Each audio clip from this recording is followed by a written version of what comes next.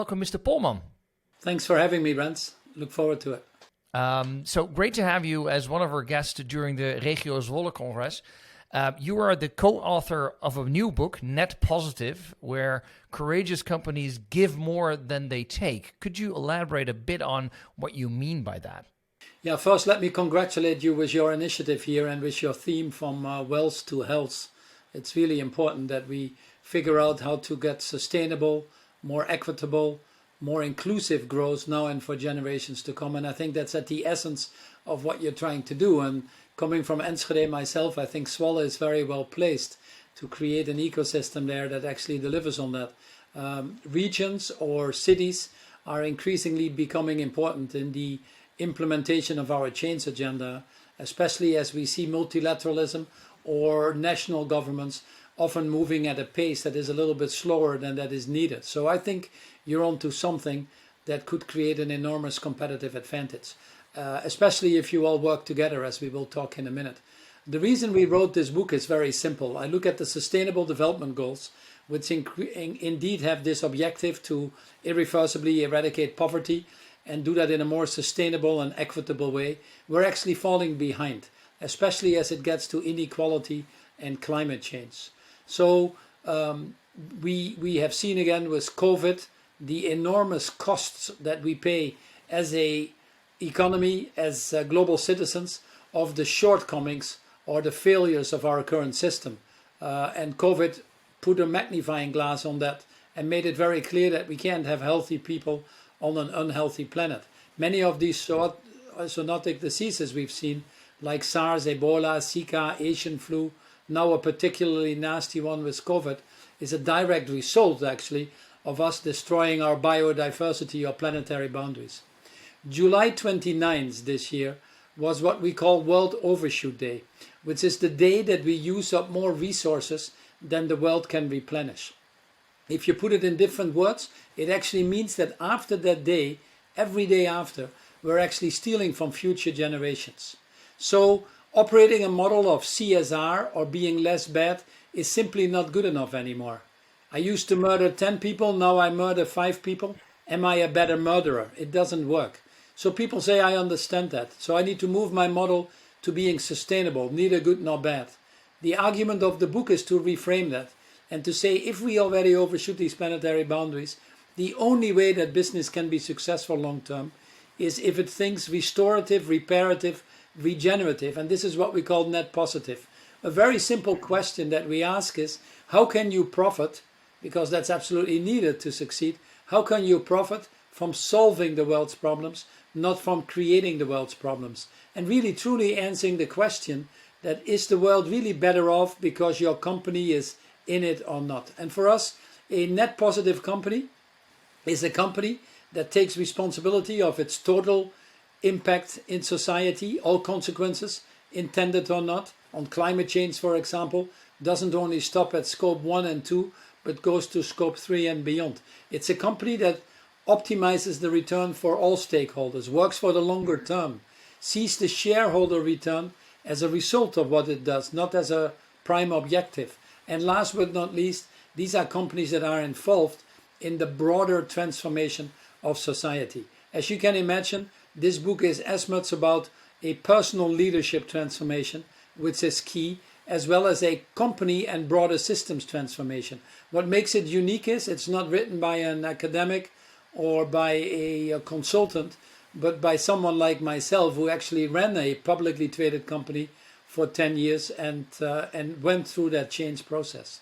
So on that giving more than taking, are there right now examples that of large corporations maybe that actually give more than they take? Because for me, it's hard to find any actually. Well, what you start to see is most of the companies are just starting being on the right side of the law, but don't go beyond that. And that's the reality still of this world.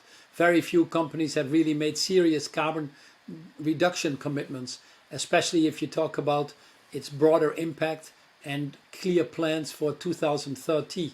It's very easy to make long-term commitments of 2050, but the shorter term are missing. So we probably have 20% of companies, of the major companies that do that. But increasingly we're starting to see signs of net positive.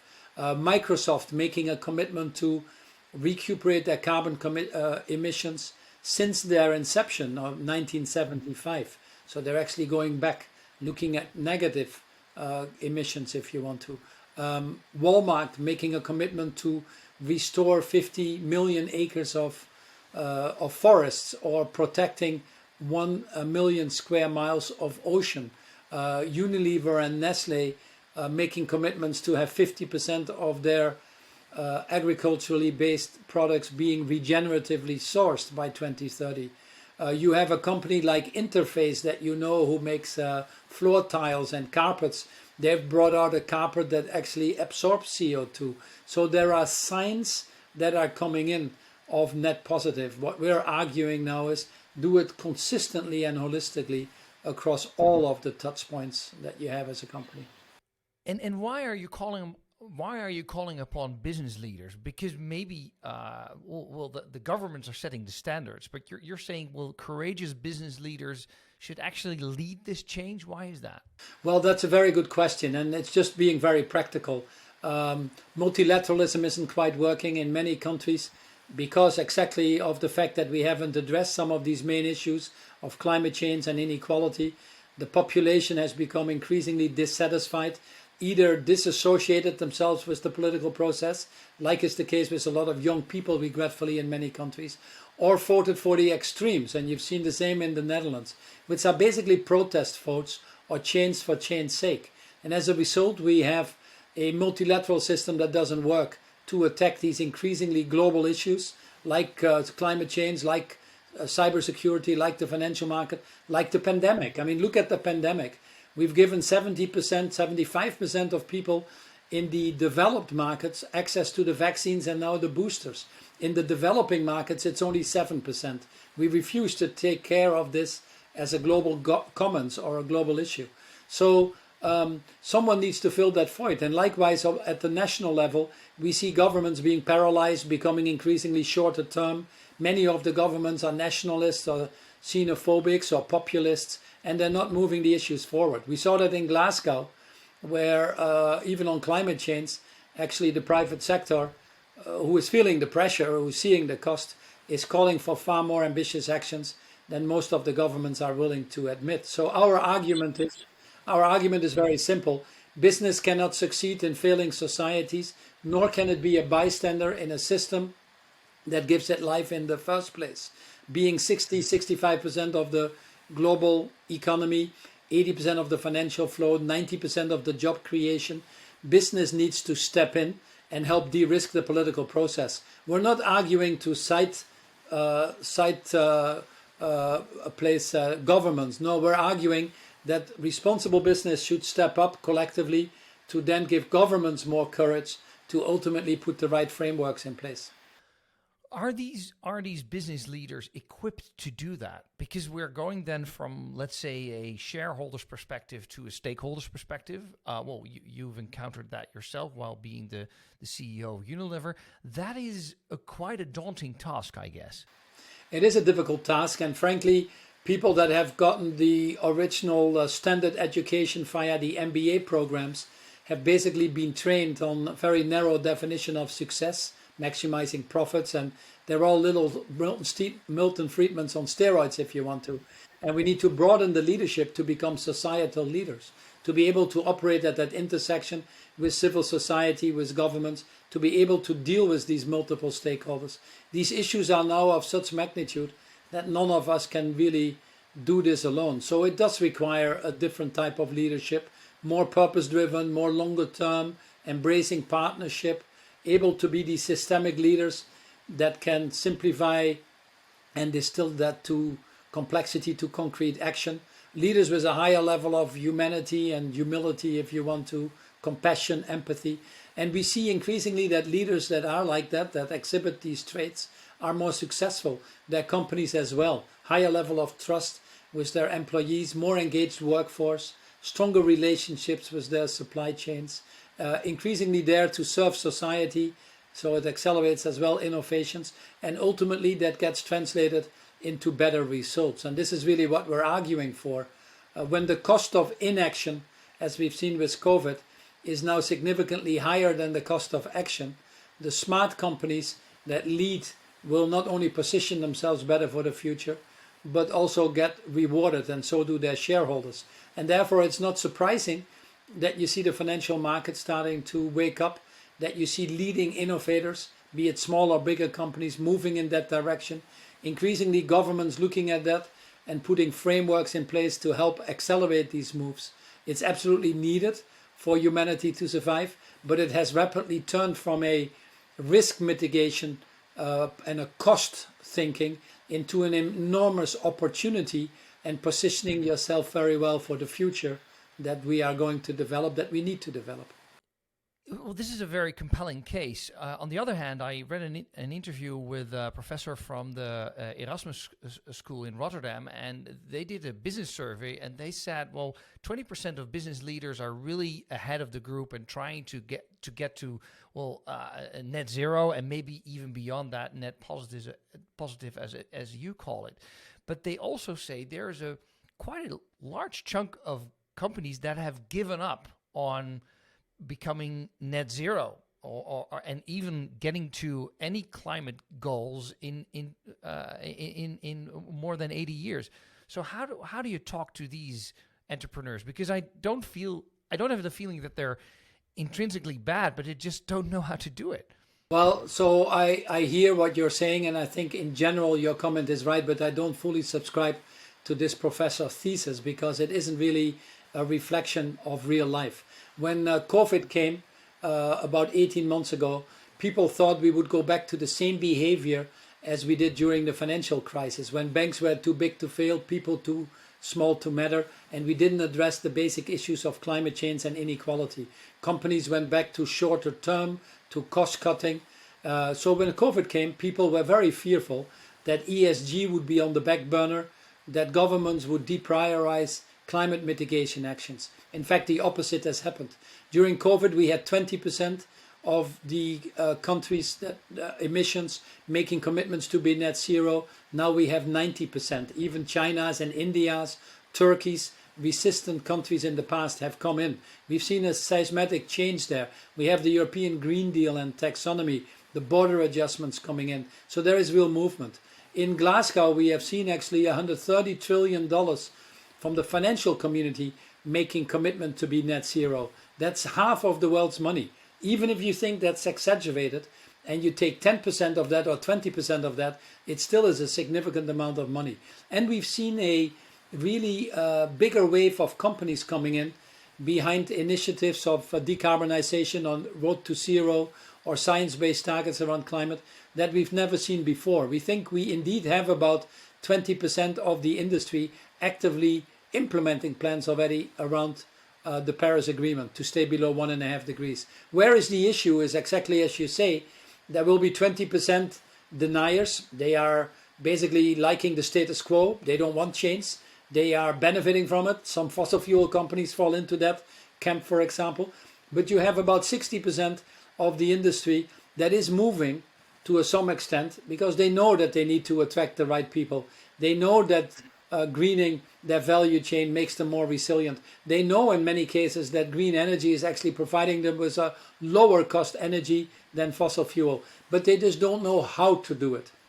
And it is important that these people jump off on the right side of the fence to create that critical mass. That's why our book Net Positive, How Courageous Companies Thrive by Giving More Than They Take, focus entirely on the how. We don't focus anymore on the why.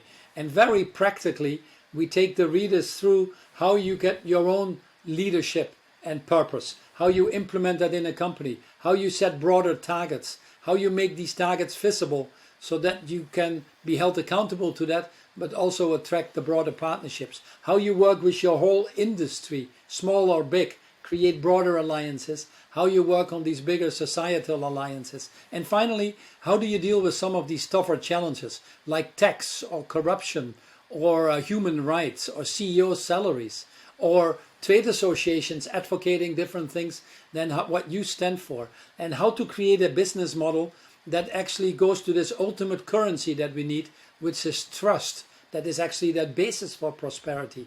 And it is difficult because CEOs have to deal with a lot of pressures, a lot of trade-offs, a lot of different people that feel they are more important than others. So how do you prioritize that?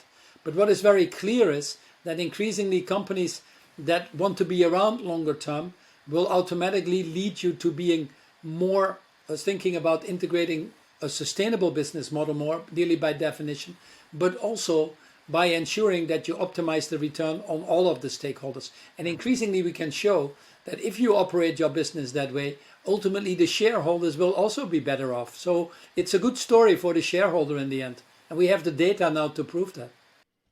So I wanted to double click a bit on the pressures you face as a CEO. You've been at the helm of Unilever, faced, I guess, lots of pressures as well on your sustainability agenda and the Unilever Sustainable Living Plan. Could you double click a little bit on what kind of internal discussions you had around that point and what you learned from that? So very simply, when I started 10, 12 years ago, it was a little bit ahead of our time, but the world needed it. If anything, people might say at that time I was perhaps too progressive for some, but looking back in hindsight, I probably wasn't aggressive enough because the world clearly has bigger issues now than then. And regretfully, we didn't see more companies move. First of all, I think we have shown that it worked for Unilever, a 300% shareholder return over 10 years, outgrowing every year the competitors in top and bottom line is not something that we have to be shy about. We have always said that this is a good model, and I think we've shown that. But regretfully, the data weren't available. And for us, it took a little bit more time to convince the financial market and to reassure them that our business model, which we called the Unilever Sustainable Living Plan, was actually a good value creator. But now we are a little bit further, 10, 12, 13 years further, and we can now show that companies that have a more gender diverse board or an organization that is more diverse also has a better performance. Companies that internalize the challenges of climate change and try to mitigate that more have a better performance. We can now see actually by sector, we've done studies here with the weighted impact account measures with Harvard, where we look at about 3,000 companies, and companies within the same sector, be it mobility or airlines or shipping, or be it steel or aluminum, or be it food, like we've been actively participating in. Companies that more actively try to mitigate these negative externalities also already have a higher market value. So the financial market is starting to increasingly value these non-material issues that in fact have become material. So companies that actively are aware, take responsibility, and try to mitigate, position themselves much better for this future. They create more resilience, more agility, more engaged workforces, and all the other things. It is impossible now to attract talent, which is the biggest issue most CEOs face, if you don't have a business model where you can explain that you're actually solving the world's problems versus creating them. It is impossible to not be having robust relationships in your value chain with all your suppliers or the communities in which you operate or the stakeholders that you serve if you don't ensure that they all benefit from your presence. So increasingly we have the data, the support now. So that was one thing I had to deal with. The second thing is that companies will realize is, I would love to do this, but the government is pushing me in a different direction. We still see enormous perverse subsidies around agriculture or around CO2 reduction. In fact, there are still 600 billion of perverse fossil fuel subsidies coming from governments. Or we would like to, but the government's legislation around some of these areas doesn't get me. Or if I do it and our competitors don't do it, am I at a disadvantage? Am I incurring more costs than others? So you have to work these broader partnerships. You have to create coalitions of companies, either at industry association level, or you create your own coalitions, which is where Unilever spent far more time in the last 5 years. How to solve the issues of deforestation, of plastics in the oceans, of human rights in your value chain. Every company is held accountable for that, increasingly so, but none of them can solve it alone. In fact, how to move to regenerative agriculture. So what I did with Unilever and increasingly do now in my new ventures like Imagine, and what we argue in the book is you bring these coalitions together. We brought 80 fashion companies together, small and big, to move the whole industry out of single-use plastics, to move to regenerative cotton. We bring the 30 biggest food companies together to get to one definition of regenerative agriculture, to collectively work with Europe or other regions to get one labeling scheme that works for everybody. So collectively doing things is absolutely important if we want to get to the bigger issues. And the third thing that we found was the most important thing is to be consistent in everything. You cannot just cherry pick and say, I'm doing one thing here, but then you don't do the things that need to be done in other areas. So how do you manage your pension funds? Are you really running them for the long term? How do you make transparent what tax you pay? Unilever was one of the first companies putting the tax principles on our websites. We were very overt that we were happy to pay 24% tax. We had no structures of tax avoidance. We went out of trade associations that were advocating things that were differently than what we stood for. So this consistency is a very important element as well of building that relationship of trust with society. I was just wondering, so as a CEO, of course, you have the long-term view, but sometimes there are short-term problems. For instance, sales is going down or what have you. Sometimes then the short-term problems block the long-term view. How did you cope with that? Or what are you advising to the companies you're investing in right now? Well, many of the companies are either privately owned, and then you have a little bit more space than if you're perhaps publicly owned. But even if you're publicly owned like Unilever, we had some short-term crises that we had to deal with, and I just had to go out there doing two things. First of all, I worked very hard attracting the right shareholder base. Because we didn't do quarterly reporting anymore, we stopped seeing these short-term speculators come into our shareholder base. Because we were only reporting twice a year, our communication became more strategic, and we started to attract the more strategic longer-term shareholders. So you explain that there's an immediate crisis that needs to be dealt with. When COVID came, my successor said we need to put €1 billion into our value chain and strengthen that with the smaller and medium-sized companies that otherwise wouldn't exist, but are vital for our future. We need to be sure that we spend behind our employees to not have the health and wellness issues. And I think Unilever, as a result, was able to do fairly well within that crisis. And that you just explained. But ultimately, you need to be sure that over the longer term, which to me is the 2 to 3, 4, 5 year horizon, it doesn't need to be that long, that you run a company where also the shareholders see that they get a benefit, where all the other stakeholders see that you care about them. So a CEO is used to make trade-offs. Even in the normal course of running a business, when you have to decide to open a factory or build a new factory, it doesn't pay out right away either. To go into a new country and make your business there available doesn't pay out right away either. Investing in an IT system doesn't pay out. In fact, training is only in 25 years from now that you create the next CEO. So we are able to balance these trade-offs and have done that successfully. Why not do that also on the most important issues of sustainability and equity that are basically dealing with the future of humanity? It is a fairly natural thing, and many CEOs will be able to balance these things.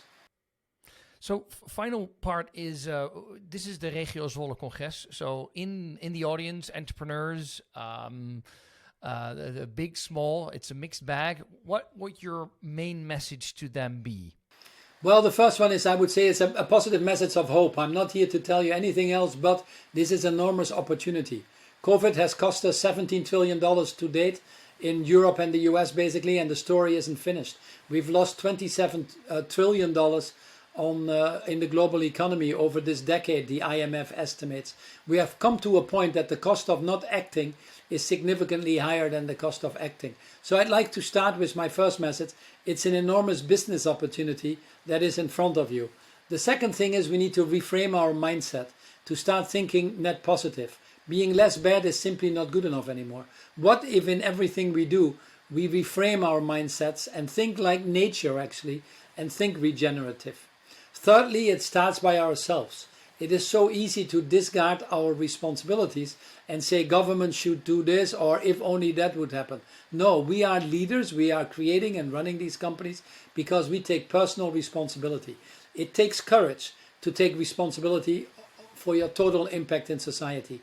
It takes courage to set targets that you know are needed, not targets you can just get away with. It takes courage to work with others in partnerships where you're not totally in charge, or where you have to sometimes hear the inconvenient truth. So it starts with yourself and finding your own purpose and creating these courageous leaderships. Then the issues are significant. So how do you create the broader partnerships? Small companies, medium size or big, there are many opportunities to align yourselves with like-minded people to move things forward. Especially, that's why it's so powerful what you're doing when you're handling that on a city or regional level. That's a competitive advantage because it gives you an extra dimension of partnership, of interdependence, but also of agility to move forward. And then ultimately it's about being consistent in all you do, as I've talked about, to create that level of trust. And that's absolutely key, because without that trust, you wouldn't have that respect, you wouldn't have the leadership, you wouldn't have the partnerships. That's the foundation of everything we do. So this is a message of hope. The world is changing. The citizens of this world are asking for it. The young people are looking for more purpose-driven companies. Technology is moving very fast and giving us increasingly access to things that we thought wasn't possible. And frankly, if we like it or not, the financial market is actually moving. If we still deny it, I think we have the last thing that you need to be mindful of is, which are your own children or your employees. They just simply don't want to work for you anymore, or they don't want you to be their parents. We're seeing that starting to happen. So if these signals and signs of why you need to move aren't big enough, then you're probably not really living in this world. You're sitting somewhere in an ivory tower in isolation. So we hope that the book helps you come out of that, gives you practical tips on how to move forward, but more importantly, be not only part of this bigger movement to make this a better world for all, but also position yourselves very well as companies to succeed in that new environment. Polman, thank you very much. It was great speaking to you. Thanks for the opportunity and lots of luck in the journey. Be safe.